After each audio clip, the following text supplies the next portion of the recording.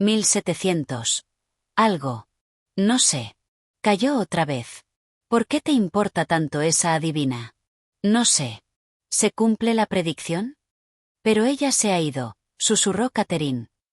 ¿Se ha ido? No sé. ¿Ves algo ahora? No. No.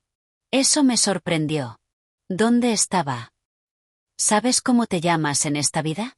Pregunté, con la esperanza de recuperar el hilo de esa vida, distante un par de siglos. He salido de ahí. Había abandonado la vida y descansaba. Ahora podía hacerlo por propia cuenta, sin necesidad de experimentar la muerte. Aguardamos varios minutos. Esa vida no había sido espectacular. Solo recordaba algunos detalles descriptivos y la interesante visita a la adivina. ¿Ves algo ahora? Pregunté otra vez. No, susurró ella. ¿Estás descansando? Sí. Joyas de diferentes colores. ¿Joyas? Sí. En realidad son luces, pero parecen joyas. ¿Qué más? Pregunté. Solo. Hizo una pausa. Luego su murmullo fue potente y firme. Hay muchas palabras y pensamientos que vuelan por todas partes. Sobre la convivencia y la armonía, el equilibrio de las cosas. Comprendí que los maestros estaban cerca. Sí, la animé a continuar. Quiero saber de esas cosas. ¿Puedes decirme algo? Por el momento son solo palabras. Convivencia y armonía, le recordé. Cuando ella respondió, fue con la voz del maestro poeta. Me emocionó volver a tener noticias suyas. 103www.bibliotecaespiritual.com. Sí, dijo. Todo debe estar equilibrado. La naturaleza está equilibrada. Los animales viven en armonía. Los humanos no han aprendido a hacerlo. Continúan destruyéndose a sí mismos. No hay armonía ni concierto en lo que hacen. Es tan diferente en la naturaleza. La naturaleza está equilibrada. La naturaleza es energía y vida, y restauración. Y los humanos solo destruyen. Destruyen la naturaleza. Destruyen a otros seres humanos. Con el correr del tiempo se destruirán a sí mismos. La predicción resultaba amenazadora. Puesto que el mundo estaba constantemente en caos y torbellino, yo deseé que eso no ocurriera pronto. ¿Cuándo ocurrirá? Pregunté. Ocurrirá antes de lo que todos piensan. La naturaleza sobrevivirá. Las plantas sobrevivirán. Pero nosotros no. ¿Podemos hacer algo para evitar esa destrucción? No. Todo ha de estar equilibrado. ¿Ocurrirá esa destrucción estando nosotros con vida? ¿Podemos evitarla? No ocurrirá en nuestra vida. Cuando ocurra, nosotros estaremos en otro plano, en otra dimensión, pero la veremos. ¿No hay manera de enseñar a la humanidad? Yo insistía en buscar una salida, alguna posibilidad de mitigar aquello. Se hará en otro nivel. Nosotros aprenderemos de eso. Me volví hacia el lado positivo. Bien, entonces nuestras almas progresarán en diferentes lugares. Sí. Ya no estaremos aquí, tal como conocemos esto. Lo veremos. Sí, concedí. Siento la necesidad de enseñar a la gente, pero no sé cómo llegar a ella. ¿Hay una vía o tendrán que aprender por sí mismos? No se puede llegar a todo el mundo. Para evitar la destrucción es preciso llegar a todos, y no se puede. Esto no se puede detener. Aprenderán. Cuando avancen, aprenderán. Habrá paz, pero aquí no, en esta dimensión, no. ¿Habrá paz a su debido tiempo? Sí, en otro nivel. Pero parece tan lejano. Me quejé. La gente parece ahora tan mezquina. Codiciosa, sedienta de poder, ambiciosa. Olvida el amor, la comprensión y el conocimiento. Hay mucho que aprender. 101. Sí. www.bibliotecaespiritual.com. ¿Puedo escribir algo que ayude a la gente? ¿Hay algún modo? Tú sabes cómo. No tenemos que decírtelo. No servirá de nada, pues todos llegaremos al nivel y ellos verán. Todos somos iguales. No hay nadie más grande que su prójimo. Y todo esto son solo lecciones, y castigos. Sí, asentí. La lección era profunda y necesitaba tiempo para digerirla. Catherine guardaba silencio. Esperamos, ella, descansando, yo, absorto en las dramáticas declaraciones de la hora anterior. Por fin, ella quebró el hechizo. Las joyas han desaparecido, susurró. Las joyas han desaparecido. Las luces se han ido. ¿También las voces? ¿Las palabras? Sí. No veo nada. Hizo una pausa. Empezó a mover la cabeza de un lado a otro. Un espíritu. Está mirando. ¿Te mira a ti? Sí. ¿Reconoces a ese espíritu? No estoy segura. Creo que podría ser Edward. Edward había muerto el año anterior. Era realmente ubicuo. Parecía estar siempre rondándola. ¿Cómo es ese espíritu? Es solo blanco, como luces. No tiene cara, lo que nosotros entendemos por cara, pero sé que es él. ¿Se estaba comunicando contigo de algún modo? No. Solo miraba. ¿Y escuchaba lo que yo decía? Sí, susurró ella. Pero ya se ha ido. Solo quería asegurarse de que yo estuviera bien. Pensé en la mitología popular del ángel de la guarda. Desde luego, ese espíritu amoroso que la rondaba, observándola para asegurarse de que estuviera bien, se acercaba mucho a ese angélico papel. Y Catherine ya había hablado de espíritus custodios. Me pregunté cuántos de nuestros mitos infantiles tenían verdaderas raíces en un pasado apenas recordado. 102.3 www.bibliotecaespiritual.com. También me pregunté cuál era la jerarquía de los espíritus. Quienes se convertían en guardianes, quienes en maestros, quienes no eran una cosa ni otra, sino que se limitaban a aprender. Debían de existir grados basados en la sabiduría y el conocimiento, con la meta suprema de ser como Dios y acercarse a Él, tal vez fundiéndose con Él de algún modo. Esa era la meta que los teólogos místicos describían en términos tan estáticos desde hacía siglos. Ellos habían tenido breves visiones de tan divina unión. Aparte de experiencias personales como esas, intermediarios tales como Catherine, con su extraordinario talento, proporcionaban la mejor visión. Edward había desaparecido y Catherine callaba. Su rostro estaba apacible. Se le veía envuelta en serenidad. Qué maravilloso talento el suyo, la posibilidad de ver más allá de la vida y de la muerte, de hablar con los dioses y compartir su sabiduría. Estábamos comiendo del árbol de la ciencia, ya no prohibido. Me pregunté cuántas manzanas quedarían. Minette, la madre de Querelle, estaba muriéndose a consecuencia de un cáncer que se le había extendido desde el pecho hasta los huesos y el hígado. El proceso se prolongaba desde hacía 4 años.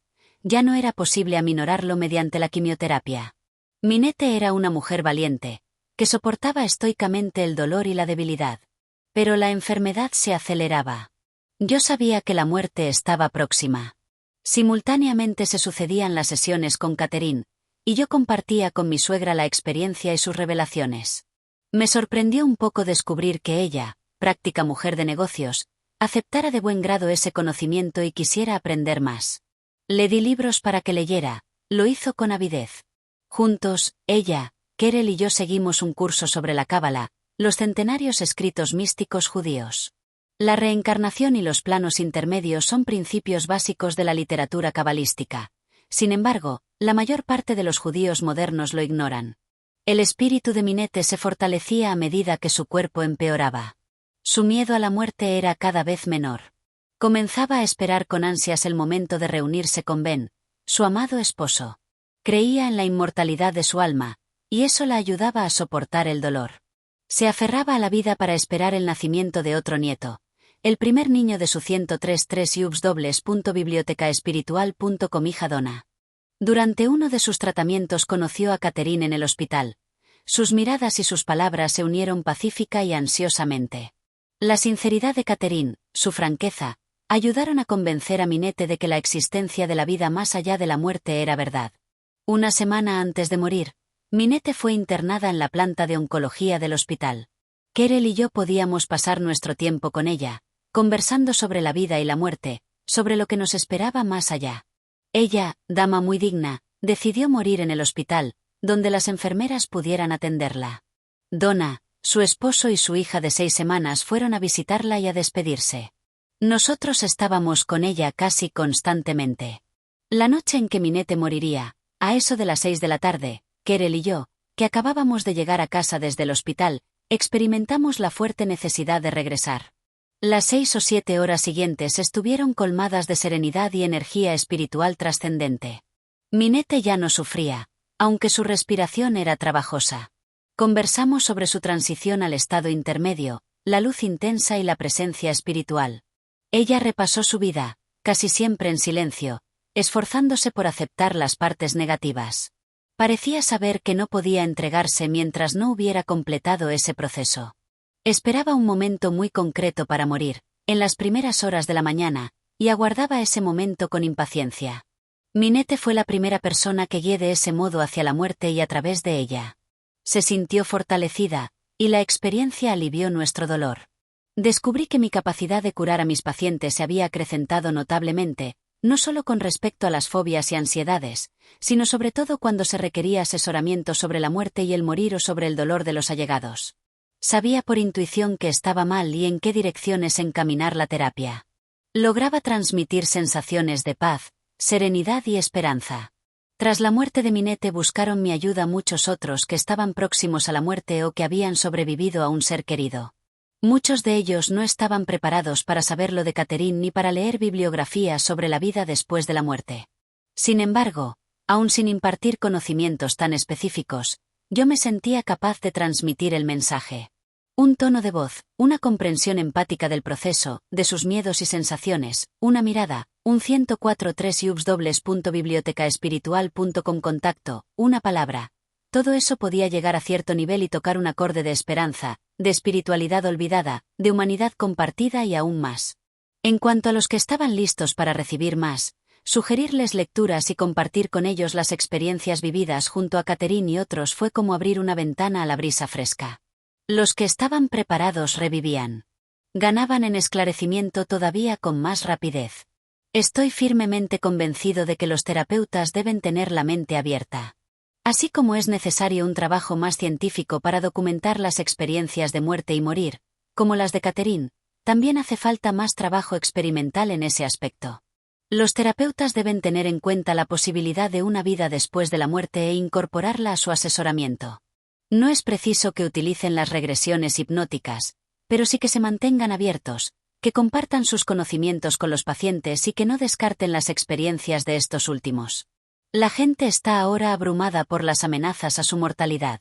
El SIDA, el holocausto nuclear, el terrorismo, la enfermedad y muchas otras catástrofes penden sobre nosotros, torturándonos diariamente.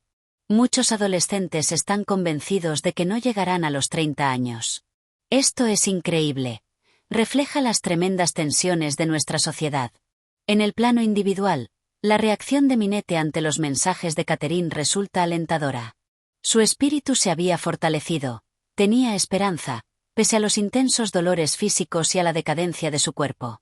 Pero los mensajes están ahí para todos nosotros, no solo para los moribundos. También hay esperanzas para nosotros. Necesitamos que otros médicos y otros científicos nos informen sobre casos como el de Catherine, que confirmen y amplíen sus mensajes. Las respuestas están ahí. Somos inmortales. Siempre estaremos juntos. 12 habían pasado 3 meses y medio desde nuestra primera sesión de hipnosis. En ese tiempo, no solo los síntomas de Catherine habían casi desaparecido, sino que sus progresos superaban la mera curación. Estaba radiante, llena de apacible 105.3 www.bibliotecaespiritual.com energía. Atraía a la gente. Cuando desayunaba en la cafetería del hospital, tanto hombres como mujeres corrían a reunirse con ella. ¡Qué guapa estás! Solo quería decirte eso, comentaban. Ella, como un pescador, los enganchaba con un invisible sedal psíquico. Y durante años enteros había comido en la misma cafetería sin llamar la atención. Como de costumbre, se hundió pronto en el profundo trance hipnótico. En mi consultorio en penumbra, mechones de su pelo caían sobre la familiar almohada beige. Veo un edificio. Está hecho de piedra. Y en lo más alto hay algo puntiagudo. Es una zona muy montañosa. Hay mucha humedad. Afuera hay mucha humedad. Veo una carreta. Veo una carreta que pasa delante del edificio.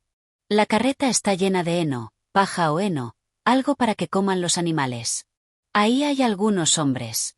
Llevan una especie de estandarte, algo que flamea en la punta de un asta.